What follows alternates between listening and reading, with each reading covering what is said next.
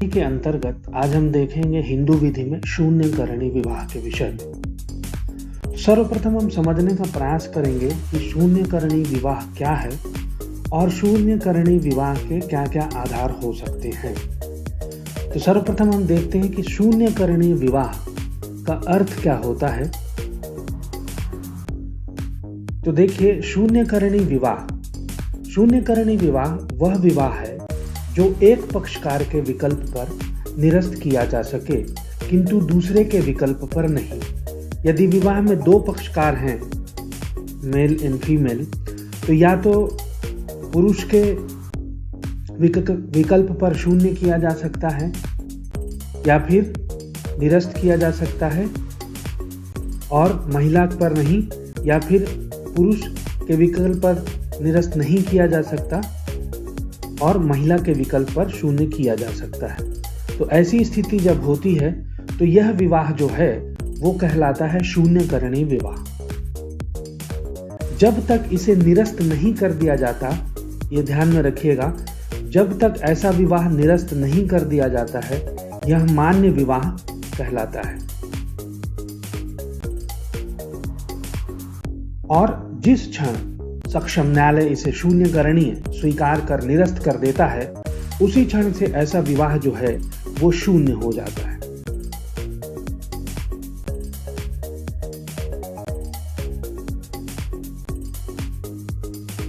तो अब हम उन आधारों को देखने का प्रयत्न करेंगे जिस कोई विवाह शून्यकरणीय हो सकता है।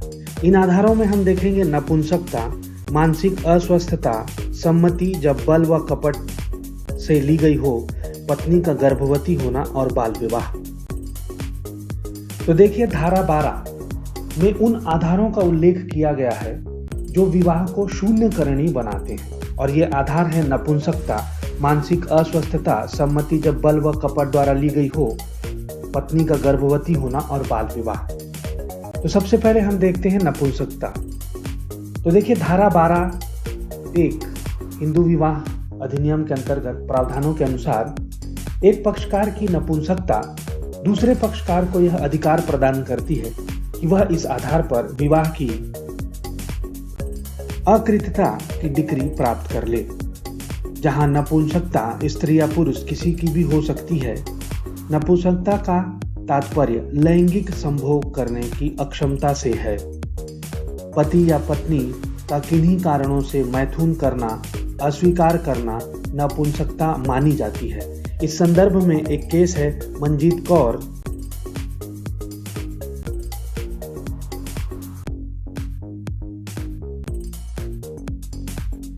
वर्सेस सुरेंद्र सिंह।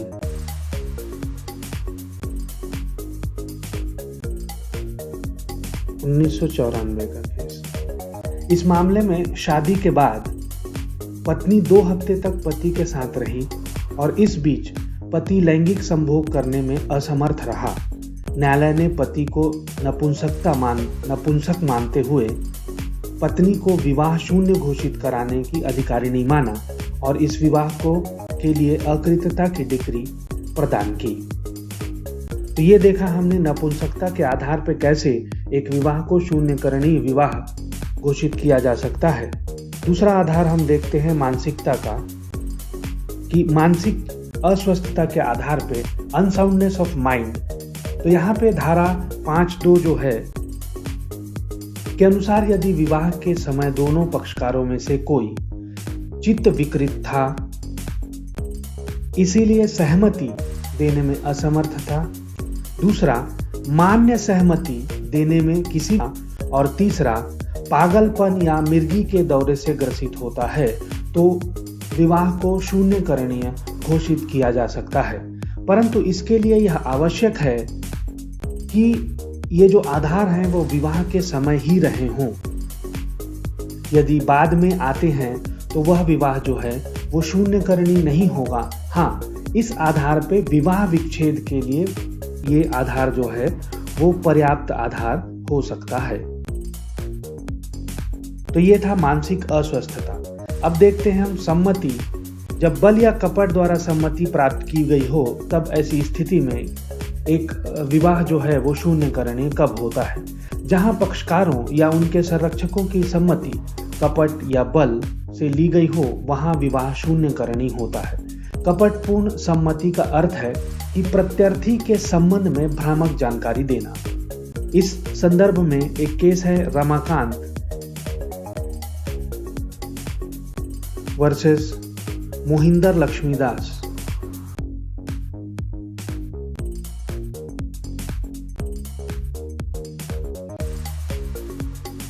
(1996) का केस है।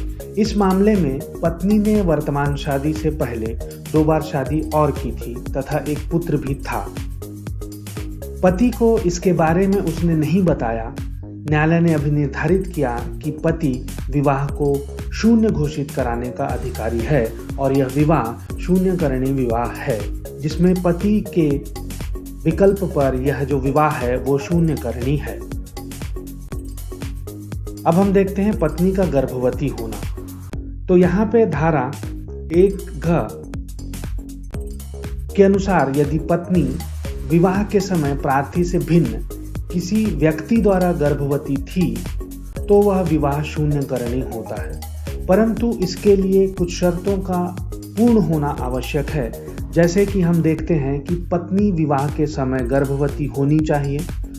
दूसरा जो है कि पत्नी प्रार्थी से भिन्न किसी अन्य व्यक्ति से गर्भवती होनी चाहिए। तीसरा आधार जो है वो ये है कि प्रार्थी या याचिकाकर्ता उक्त तथ्य से अनभिज्ञ होना चाहिए, उसके ज्ञान में वो चीजें नहीं होनी चाहिए। और 4, प्रार्थी ने उक्त तथ्य की जानकारी के बाद लैंगिक संभोग न किया हो। तो इस जानकारी के बाद अगर उसको पता चलता है कि वो गर्भवती है उसकी पत्नी, और उसके बाद उनके बीच में लैंगिक संभोग नहीं होना चाहिए। और 5वां जो आवश्यक तत्व है वो यह है कि विवाह को निरस्त करने की कार्यवाही विवाह तिथि से 1 वर्ष के भीतर ही की जानी चाहिए। तो इन आधारों पे जब पत्नी गर्भवती हो किसी अन्य व्यक्ति से पति के अलावा, तो इस आधार पे विवाह को शून्यकरणीय घोषित किया जा सकता है। इस संदर्भ में एक केस है महेंद्र बनाम सुशीलाबाई।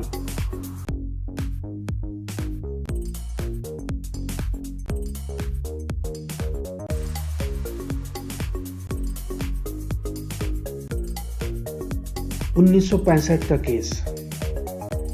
इस केस में यह डिसाइड किया गया कि विवाह के पूर्व पत्नी द्वारा गर्भावस्था में रहने की बात स्वीकार किया जाना, जबकि पति का उससे कभी किसी प्रकार का मिलन ही नहीं हुआ था, यह प्रमाणित करता है कि इस धारा के अंतर्गत जो है वो पत्नी दोषी है और पति के विकल्प पर यह विवाह जो है वो शून्यकरणीय है। अब हम देखते हैं बाल विवाह का आधार। तो देखिए, बाल विवाह निषेध अधिनियम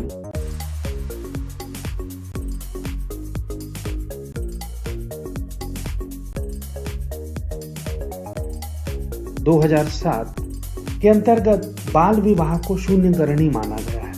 यह अधिनियम हिंदू विवाह अधिनियम पर अध्यारोही प्रभाव रखता है, ओवरराइडिंग इफेक्ट रखता है। इस संदर्भ में एक केस है आपका कि T Shiva Kumar versus inspector of police, आपका 2012 का मामला है मद्रास का, कि इसमें ये डिसाइड किया गया था कि बाल विवाह निषेध अधिनियम जो है वो हिंदू विवाह पर अध्यारोही प्रभाव रखता है। तो इस प्रकार हमने देखा कि हिंदू विधि के अंतर्गत एक शून्यकरणीय विवाह क्या होता है और उसके क्या क्या आधार हैं, जिन आधारों में हमने देखा नपुंसकता, मानसिक अस्वस्थता, बल या कपट के द्वारा सम्मति, पत्नी का गर्भवती होना और बाल विवाह। तो इन आधारों पे जो विवाह है वो शून्यकरणीय विवाह होता है। अगली वीडियो में हम देखेंगे कि शून्य विवाह तथा शून्यकरणीय विवाह हिंदू विधि के अंतर्गत उत्पन्न जो संतान है उसकी वैधता क्या होती है। अगर ये वीडियो आपको अच्छी लगी हो तो इसे लाइक करें। अगर आप ऐसे ही टॉपिक पे वीडियो देखना चाहते हैं तो हमारे चैनल को सब्सक्राइब करें। अगर आप हमारे आने वाली वीडियो की नोटिफिकेशन चाहते हैं तो इस बेल आइकॉन को प्रेस करें। अगर आप चाहते हैं कि वीडियो दूसरे लोग भी देख पाएं तो कृपया इसे शेयर करें। और अगर आप इसी टॉपिक पे डिटेल्ड वीडियो देखना चाहते हैं तो हमारे चैनल को आप ज्वाइन कर सकते हैं। धन्यवाद।